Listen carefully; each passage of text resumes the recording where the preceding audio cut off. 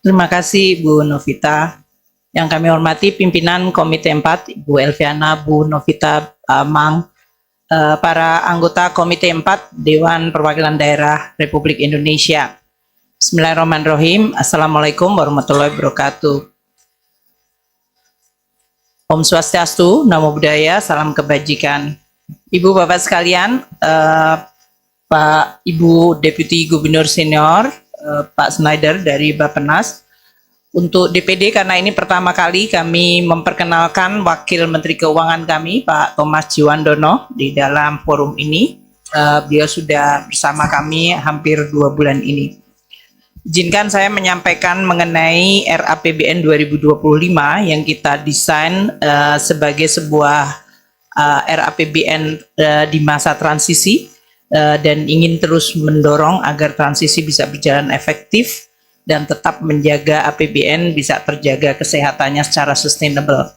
Kami akan menyampaikan dan memperhatikan tadi catatan yang sudah disampaikan oleh Ibu Novita pada awal mengenai beberapa feature dari APBN 2025 maupun pelaksanaan 2024. Kami akan menyampaikan untuk yang bagian pertama tentang kondisi perekonomian dan juga pelaksanaan APBN 2024 yang menjadi baseline atau dasar bagi kami untuk merencanakan RAPBN 2025.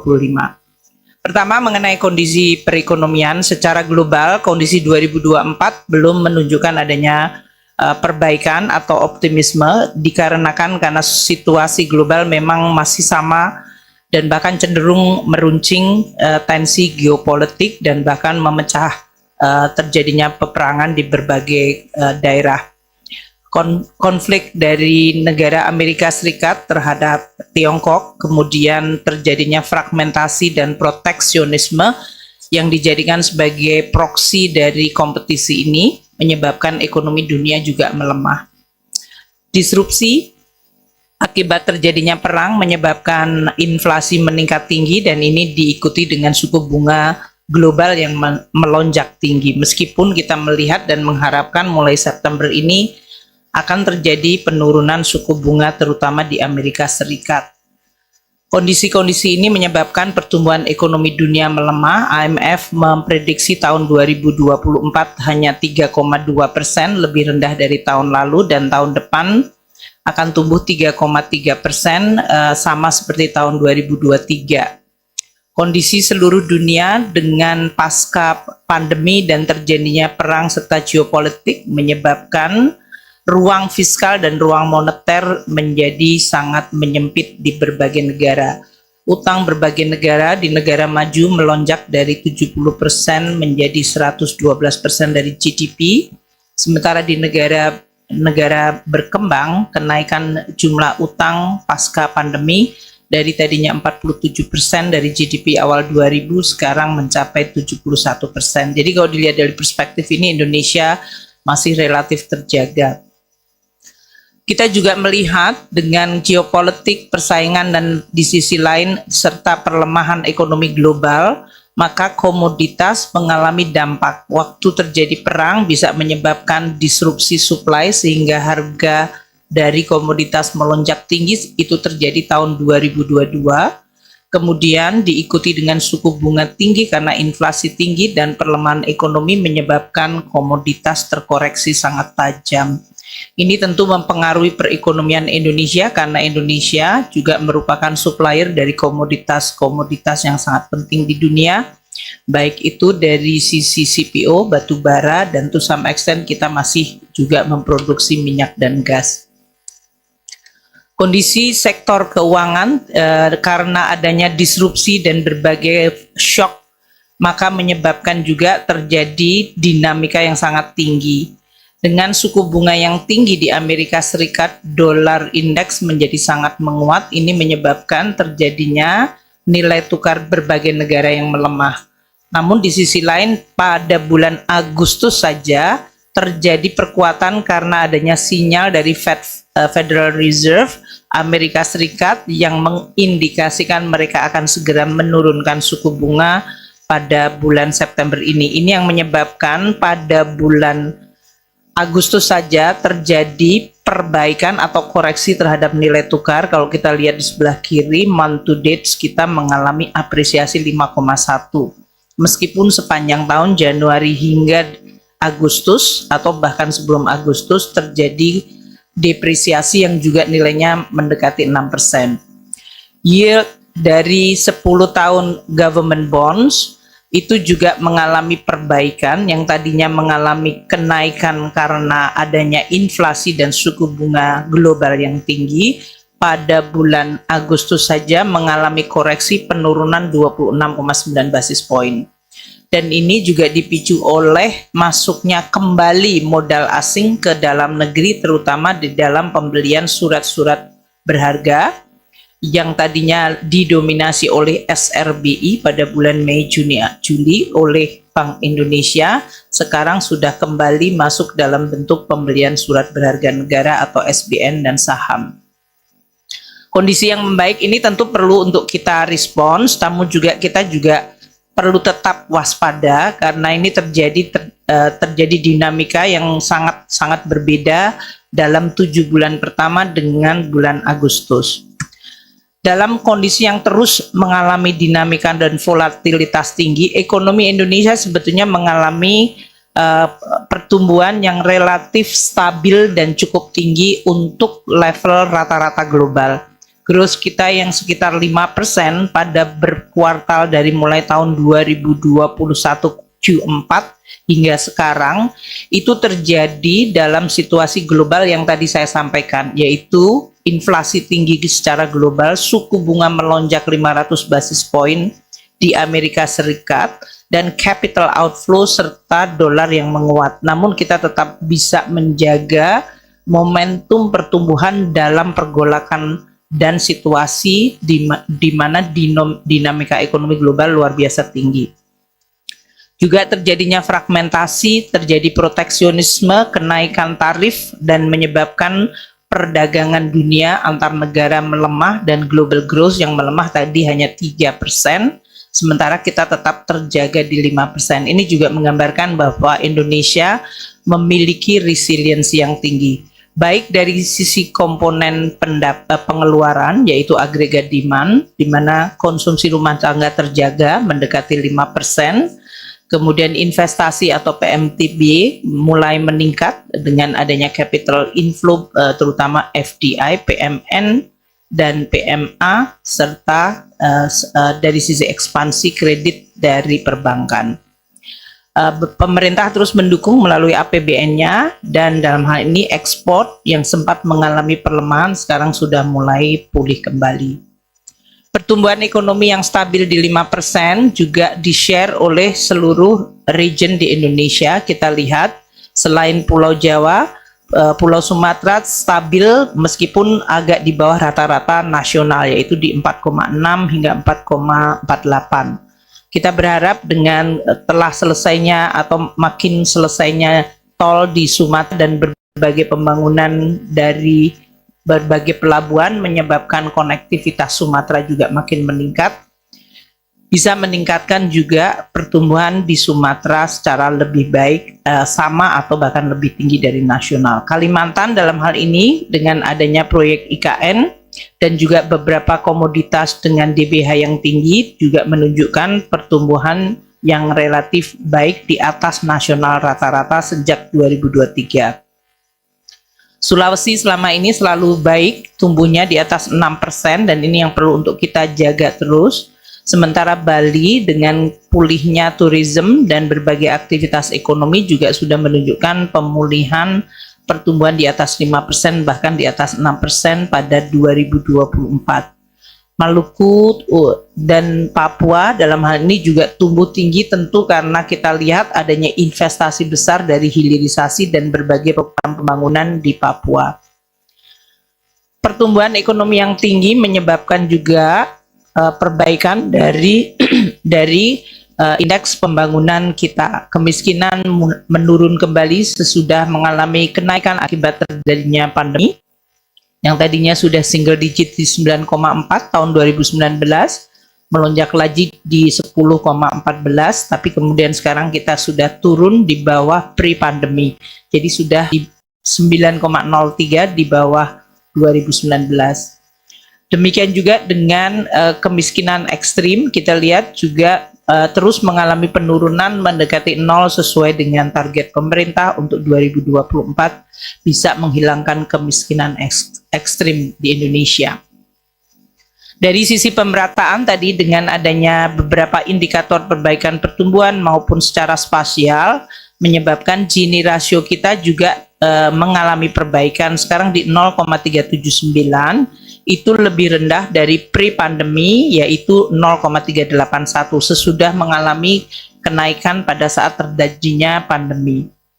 Tingkat kemiskinan dan pengangguran kita lihat di seluruh wilayah juga mengalami perbaikan. Tentu ini tidak menyebabkan kita berpuas diri, karena kalau kita lihat beberapa tingkat kemiskinan di berbagai daerah itu masih di atas rata-rata nasional. Dan bahkan di beberapa daerah double digitnya cukup tinggi, seperti Papua itu masih di atas 20%. Maluku masih double digit di atas 12%, namun semuanya mengalami penurunan. Sumatera dalam hal ini tingkat kemiskinan dari 11,2 menjadi 8,9. Kalimantan 6,57 ke 5,4, Sulawesi dari 11,7, ini periode 2014 ke 2024. Sulawesi dari 11,7 ke 9,59, Maluku dari 14,32 ke 12%, Papua dari 29,4 ke 24,4, Nusa Tenggara dan dalam hal ini dari 18,5 ke 16,2, Bali relatif stabil di 4%, dan di Pulau Jawa juga terjadi penurunan kemiskinan dari 10,8 ke 8,48. Tingkat pengangguran terbuka juga mengalami penurunan di semua daerah.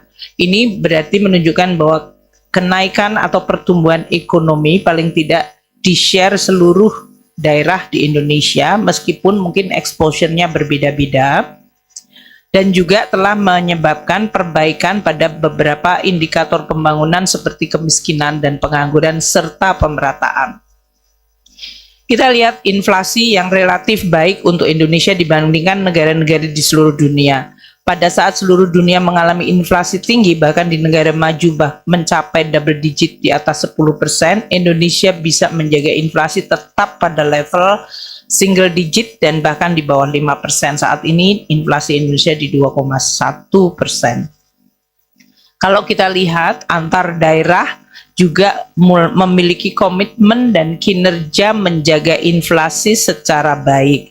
Kita lihat mayoritas semua di bawah 3%, kecuali untuk beberapa daerah yaitu Papua Pegunungan, Papua Tengah, Sulut, dan Gorontalo serta Maluku Utara. Itu yang di atas 3%. Ini kami dengan Kementerian Dalam Negeri terus melakukan monitoring dan memberikan insentif penghargaan pada daerah-daerah yang tetap bisa menjaga inflasinya rendah atau bahkan lebih rendah dari inflasi nasional. Dan itu menjadi salah satu cara efektif Indonesia untuk menjaga inflasi rendah. Jadi tidak hanya rely on Bank Sentral yang harus dipaksa menaikkan suku bunga yang dampaknya bisa ke seluruh perekonomian, namun kita menata dari sisi supply side dan logistik serta distribusi, sehingga bisa menjaga inflasi relatif rendah, karena ini sangat menentukan daya beli masyarakat. Kinerja dari perekonomian yang membaik juga disertai juga dengan APBN yang juga kembali diperbaiki sesudah mengalami shock yang sama dengan perekonomian akibat pandemi. Kita semuanya memahami selama pandemi waktu itu DPD juga melihat APBN bekerja extremely sangat keras dengan harus meningkatkan defisitnya di atas 3%, yang waktu itu menurut Perpu atau Undang-Undang 2 hanya didesain untuk 3 tahun, dan kami bisa menyelesaikan hanya 2 tahun dengan defisit di atas 3%. Tahun 2022 kita sudah kembali dengan defisit di bawah 3%, dan bahkan tahun lalu 2023 defisit kita di bawah 2%, 1,61%, dengan primary balance yang mengalami surplus 0,46%.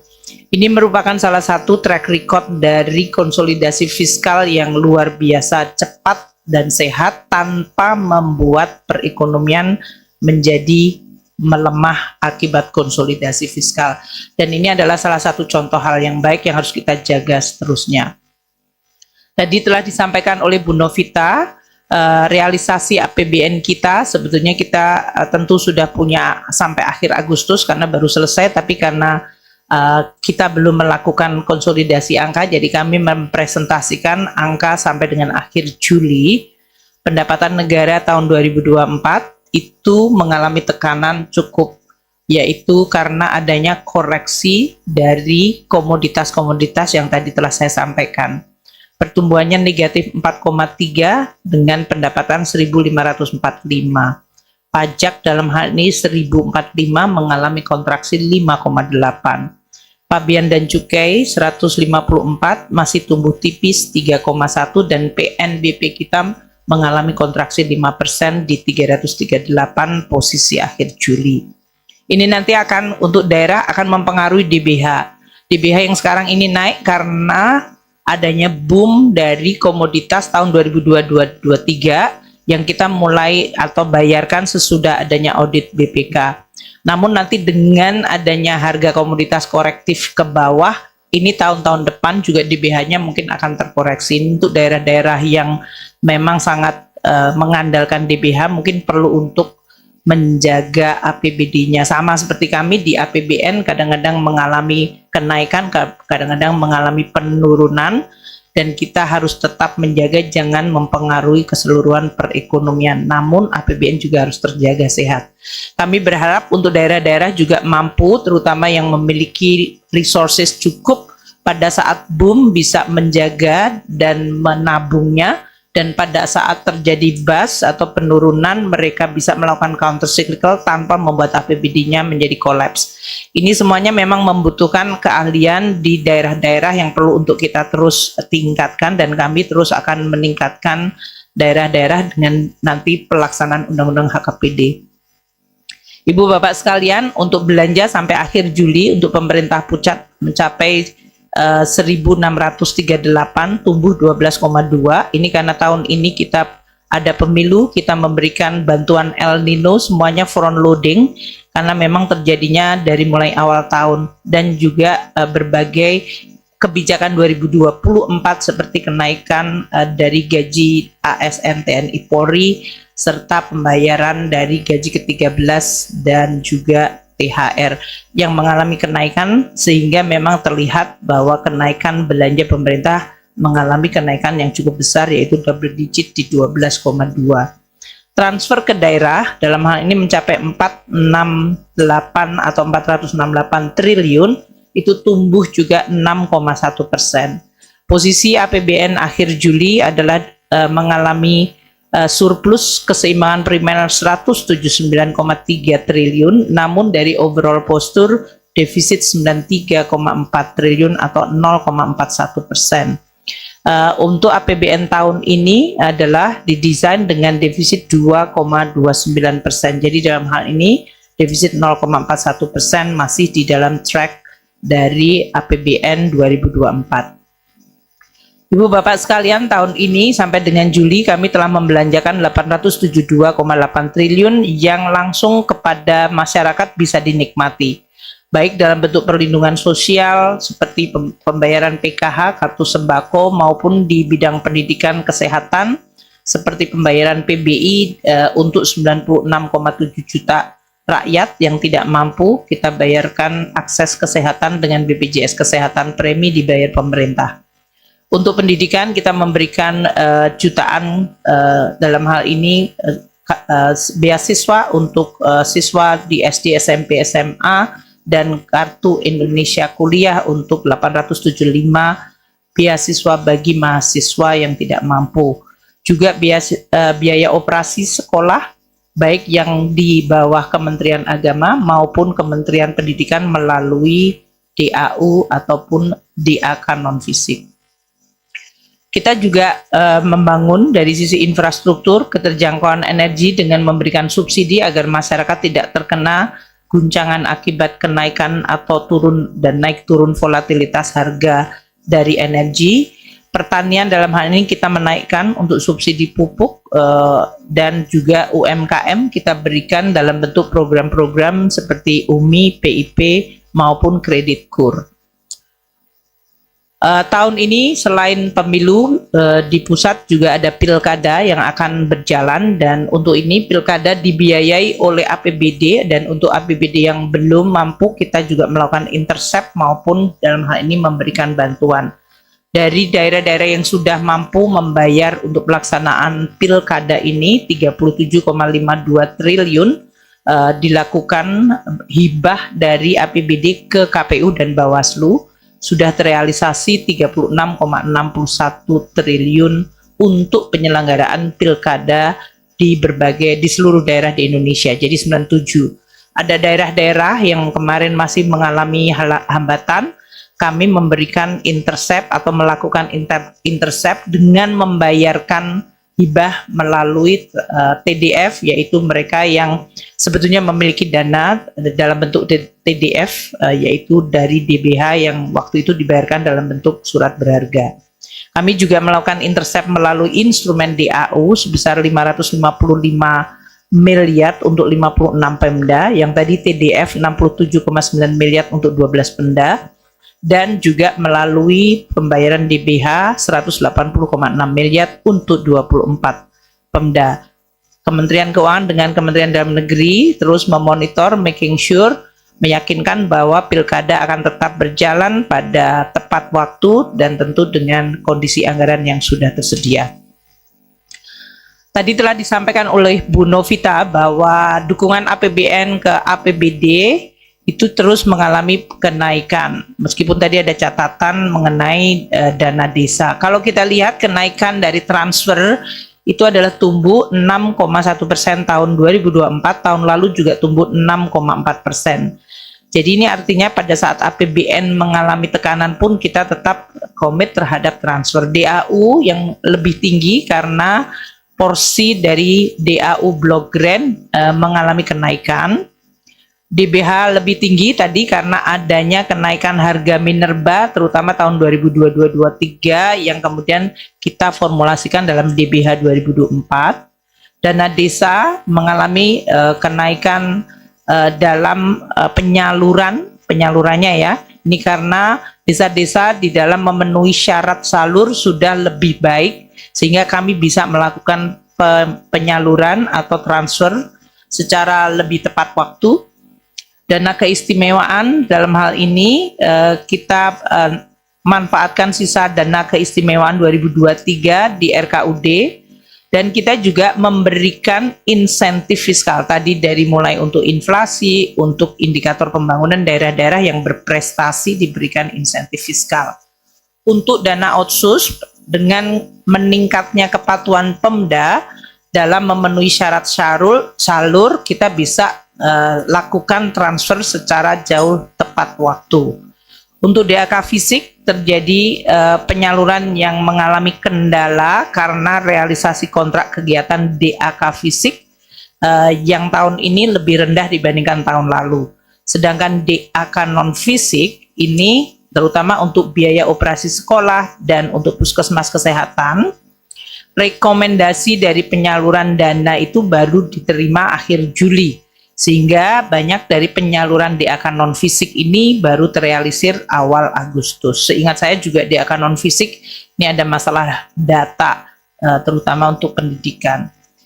Hibah dalam hal ini lebih rendah. Jadi kalau kita lihat secara umum transfer kami tetap lakukan dengan terus menjaga agar daerah memenuhi persyaratan salur ini untuk akuntabilitas dan tentu untuk memonitor kinerja dari APBD. Karena jumlah dari transfer pusat ke daerah itu mencapai 857 triliun sendiri. Tentu tidak hanya diberikan secara gelondongan tanpa melihat dampak dan output-outcome-nya seperti yang disampaikan oleh Ibu Novita tadi. Sekarang saya mau masuk ke 2025 RAPBN yang telah disampaikan oleh Presiden Jokowi pada tanggal 16 Agustus di depan DPR RI. APBN 2025 adalah APBN transisi dan kita mendesain dengan konsultasi kepada Presiden terpilih dan tetap tentu dengan arahan dari Presiden saat ini, sehingga ini merupakan komunikasi dari Presiden saat ini dengan Presiden terpilih. Dengan tema keberlanjutan namun juga adanya penguatan serta akselerasi, namun di sisi lain APBN tetap bisa dijaga atau terjaga sehat karena APBN adalah instrumen yang akan dipakai dari pemerintahan ke pemerintahan dan harus terus bisa terjaga baik. Asumsi APBN 2025 tadi disampaikan juga pandangan oleh Bu Novita di awal. Kami menganggap ini adalah dilakukan dengan kehati-hatian agar dari pemerintah baru terpilih memiliki ruang gerak dan sekaligus juga memiliki buffer, sehingga mungkin tadi disampaikan ada kesan sedikit terlalu hati-hati. Pertumbuhan ekonomi di 5,2%, tapi dengan tadi suasana geopolitik dan suasana yang kita lihat, kita tetap menjaga ekonomi Indonesia terjaga di sekitar 5%. Meskipun kondisi global selalu bergejolak. Inflasi di 2,5 ini tetap menjaga pada level yang selama ini kita bisa terus kelola bersama Bank Indonesia maupun melalui intervensi insentif kita kepada pemerintah daerah. Suku bunga 7,1 tadi yang disampaikan Bu Novita sebetulnya lebih untuk melihat sebuah ruang karena kemarin gejolak yang terjadi memang luar biasa tinggi pada periode antara Maret hingga bulan Juni, sehingga memang kita mendesainnya secara sangat hati-hati agar tidak terjadi kondisi di mana pemerintahan baru mengalami asumsi dari APBN-nya yang sangat tight. Nilai tukar juga 16.100, mungkin kalau dilihat pergerakan hari-hari ini di 15.400 rasanya seperti anomali, tapi kalau kita lihat penyusunan pada bulan Juni-Juli di mana nilai tukar di 16.400, 16.500, ini adalah sesuatu yang perlu untuk kita terus waspadai. Harga minyak ada di 82 dengan adanya geopolitik di Timur Tengah, ini juga perlu untuk terus kita jaga dan waspadai apabila terjadi deviasi. Lifting minyak kita mengalami penurunan terus, sekarang di 600.000 barel per hari, dan lifting migas di 1.005.000 barel per hari, lebih rendah dari RAPBN tahun 2024, namun dilihat dari realisasi 2024 ini masih relatif tinggi. Ini nanti untuk nilai lifting minyak, harga minyak semuanya di Komisi 7 disepakati 605.000 barel, jadi agak naik sedikit. Postur APBN 2024 dalam hal ini pendapatan negara mencapai 2.996,9 triliun, hampir mendekati 3.000. Kalau ini mendekati 3.000, ini akan memecahkan lagi rekor baru.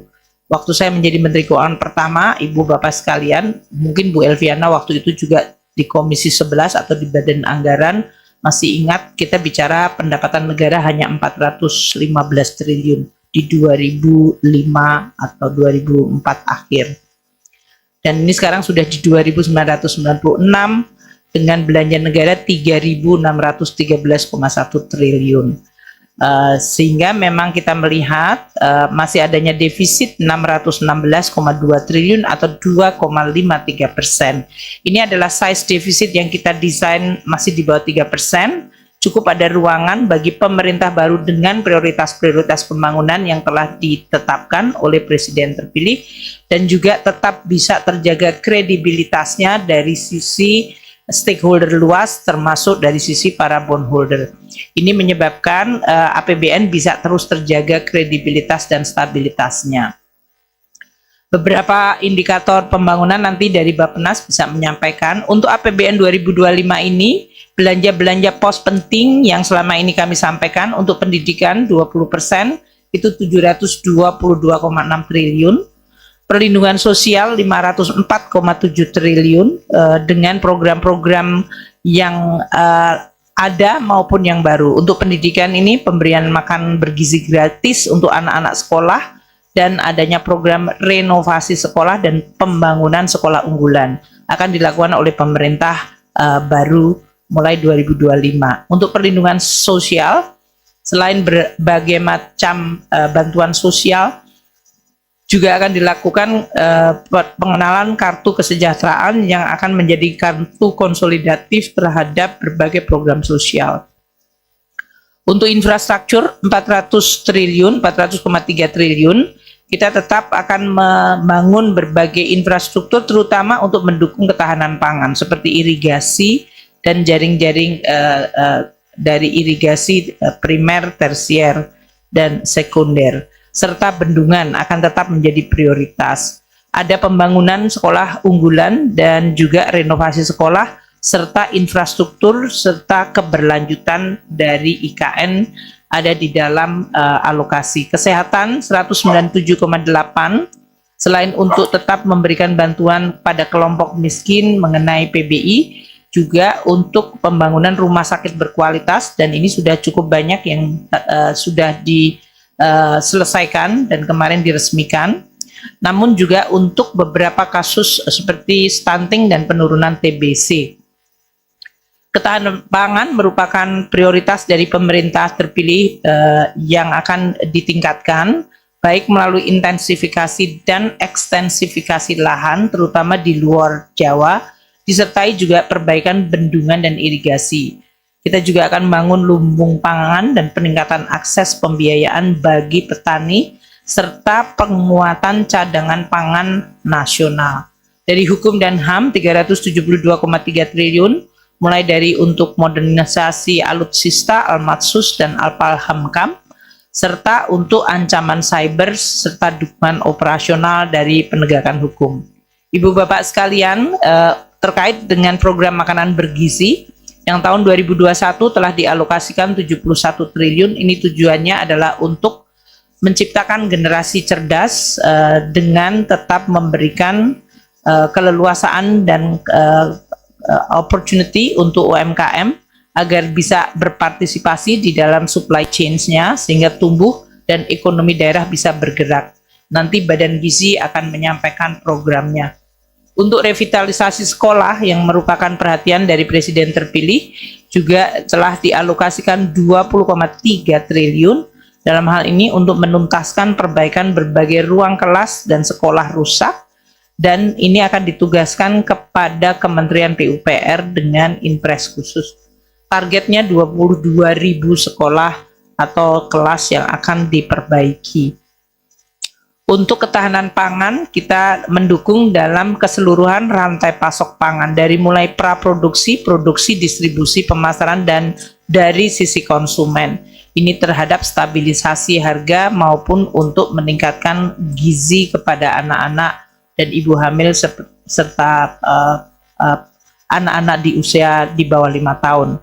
Kita lihat dari sisi praproduksi, dari mulai pembagian subsidi pupuk yang ditingkatkan ke 9,5 juta ton, bantuan alat mesin, bantuan bibit, dan juga benih pangan serta benih ikan, serta kredit usaha rakyat KUR untuk petani juga telah dilakukan dengan program mengenai subsidi resi gudang. Itu adalah dari sisi instrumen APBN mendukung praproduksi. Dari sisi produksi dibangun untuk ekstensifikasi food estate di 3 lokasi, Kalteng, Sumut, dan NTT, mencetak sawah baru 250.000 hektar, dan pengembangan kawasan padi 485.000 hektar. Juga kawasan untuk pertanian jagung 250.000 hektar.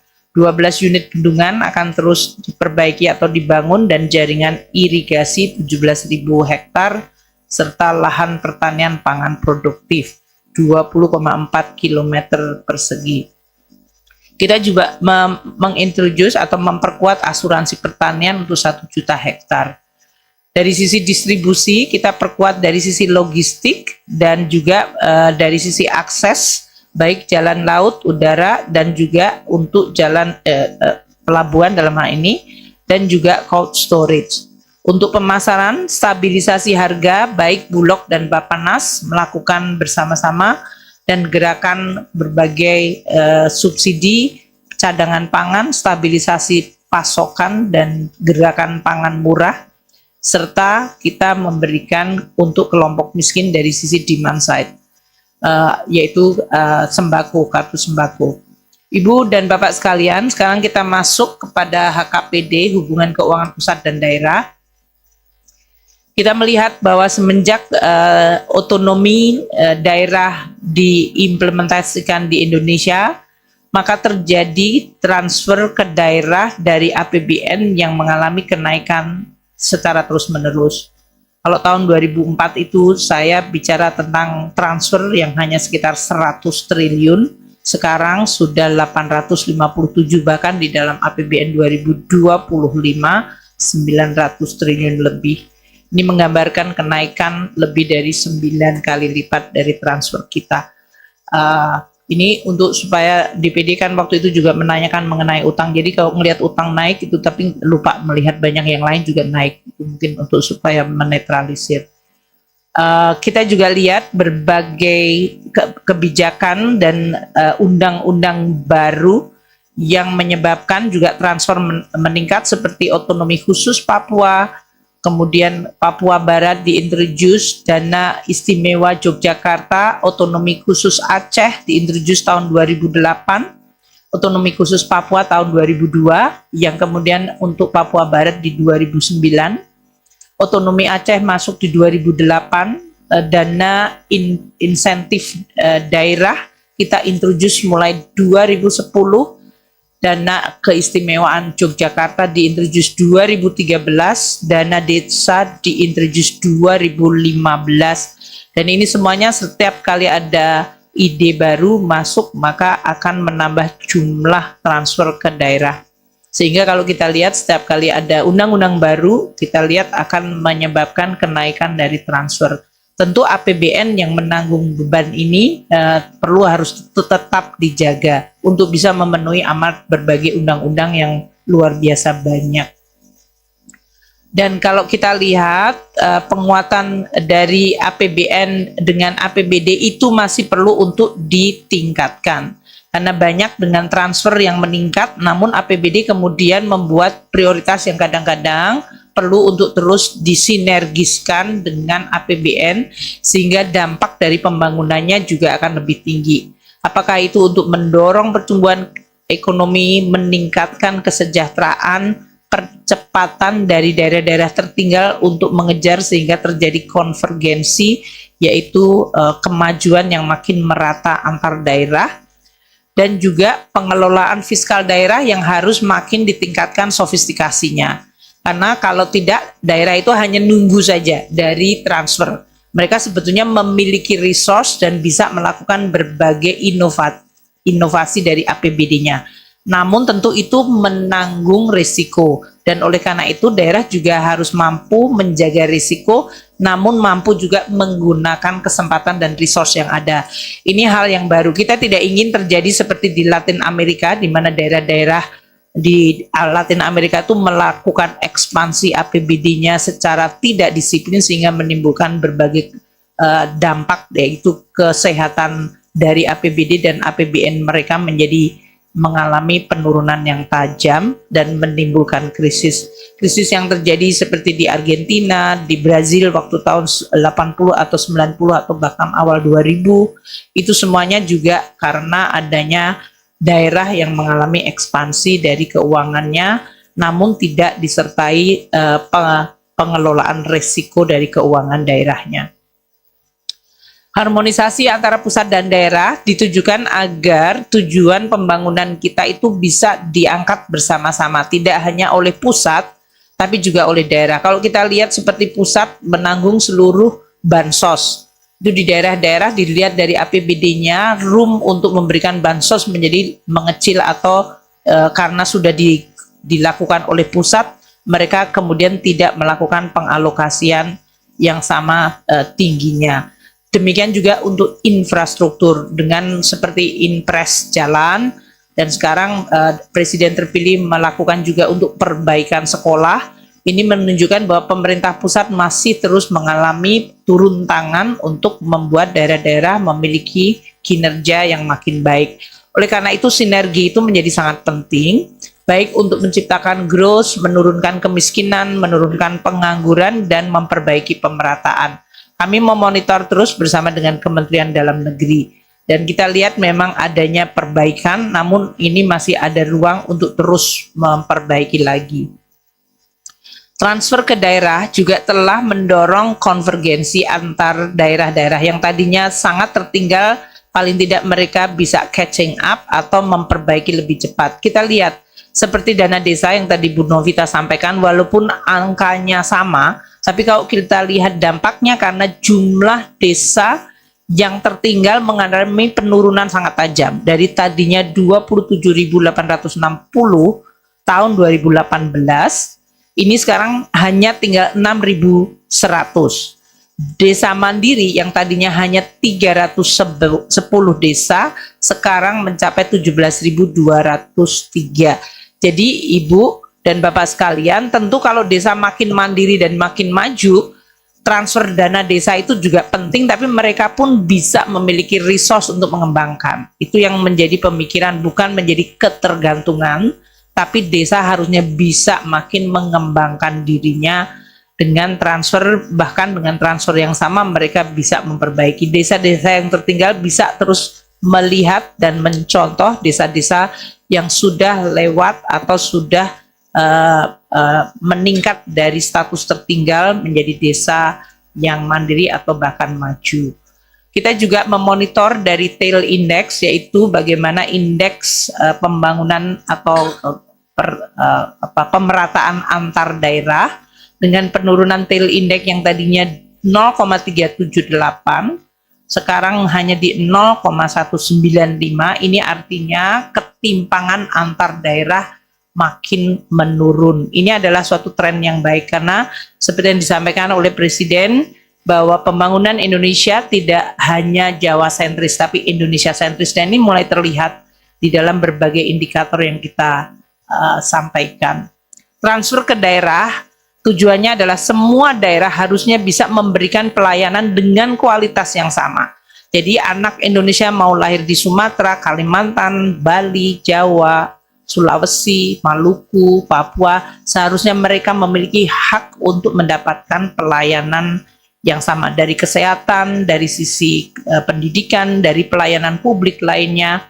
Maka ini adalah menjadi salah satu kenapa sering di dalam transfer kami mengintroduce apa yang kita sebut syarat salur. Karena ini transfer bukan menjadi entitlement atau hak, tapi ini adalah suatu kewajiban. Dengan transfer, maka daerah memiliki kewajiban untuk terus meningkatkan kemampuan dari pemerintah daerah dalam melayani publik. Juga di dalam mengharmoniskan kebijakan fiskal daerah dengan fiskal pusat, sehingga setiap rupiah yang dibelanjakan oleh pemerintah daerah dan pusat memiliki dampak jauh lebih kuat dan efektif. Kita juga akan terus mendorong daerah-daerah untuk menciptakan growth, sumber pertumbuhan dan sumber pemerataan dari kesejahteraan. Dan kita terus memonitor kualitas belanja APBD bersama Kementerian Dalam Negeri. Daerah juga dengan perekonomian yang makin maju, mereka akan memiliki local taxing power yang meningkat, sehingga kemampuan mereka untuk melakukan collection atau pengumpulan pajak daerah juga perlu terus diperbaiki. Dan daerah juga mulai bisa mengembangkan keuangan daerahnya dengan pembiayaan inovatif, sehingga mereka mungkin bisa menghasilkan katakanlah seperti dari pembangunan rumah sakit, walaupun sekarang Kemenkes anggarannya meningkat sangat besar dengan membangun rumah sakit daerah. Tapi seperti tempat sampah atau processing untuk sampah, kemudian dari sisi kesehatan, hal-hal yang memang bisa menghasilkan pelayanan tapi juga penerimaan daerah itu harusnya makin ditingkatkan melalui pembiayaan inovatif, tidak menunggu sampai pusat intervensi. Postur transfer ke daerah tahun 2025 mengalami kenaikan yaitu 919 triliun dibandingkan 2024 yang 854 dalam hal ini. Beberapa kenaikan kita lihat seperti DBH naik dari 143 triliun di 2024 dalam APBN ke 192,3. DBH naik karena proyeksi penerimaan negara yang naik waktu itu tahun 2022-2023 dengan kenaikan dari harga komoditas, sehingga kita membayar dari alokasi kurang bayar DBH tersebut. DAU naik 446,6 triliun dari 427,7. Ini terutama untuk mendukung penggajian formasi ASN daerah di 2025, juga penggajian untuk P3K. Ini sering sekali saya ditanyakan mengenai hal itu. Jadi karena kita memang sengaja melakukan earmarking, sehingga daerah itu pada saat mereka melakukan rekrutmen dipastikan bahwa APBD-nya itu ada untuk pembayaran gajinya. Kita tentu juga perlu untuk melihat dan mewaspadai karena APBD daerah itu mereka membayar gaji dan merekrut ASN daerah, namun pensiunnya yang membayar adalah pusat. Ini juga menimbulkan nanti asimetri dampak terhadap beban APBN terhadap decision yang dilakukan oleh daerah. Untuk DAK non fisik juga terjadi kenaikan dalam hal ini, yaitu DAK 185 yang non fisik naik karena sasaran guru yang bersertifikat mengalami kenaikan dan sasaran dari beberapa jenis DAK non fisik dilakukan perluasan. Dana otsus dari komponen dana transfer istimewa dan dana keistimewaan mengalami penurunan karena adanya program-program pemerintah yang sebetulnya mensubstitusi dari yang selama ini mungkin tergantung dari APBD. Ini untuk make sure, karena seperti Presiden Jokowi membuat impres jalan, karena melihat banyak jalan di daerah yang tidak mengalami perbaikan, sehingga terjadi quote unquote sedikit pengambil alihan tanggung jawab ke pusat. Ini untuk Presiden terpilih Pak Prabowo juga melihat untuk pembangunan sekolah-sekolah yang rusak. Beliau juga ingin adanya percepatan dan ini akan mempengaruhi terhadap alokasi DAK dan dana otonomi khusus. Demikian Ibu Bapak sekalian, desain dari 2025 yang merupakan APBN transisi. Tentu pemerintah baru di bawah presiden baru memiliki diskresi dan kita desain di dalam APBN ini untuk nanti presiden dan kabinet baru bisa tentu mengakselerasi atau mempertajam atau melakukan beberapa penambahan dari program-program yang ingin dilaksanakan di tahun 2025. Terima kasih, kami kembalikan kepada pimpinan.